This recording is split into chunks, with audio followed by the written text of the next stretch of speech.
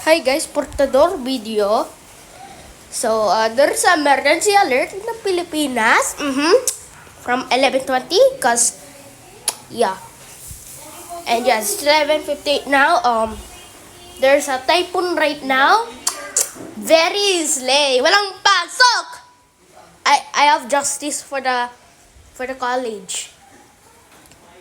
Cause you have to go to the university to study habang may flood.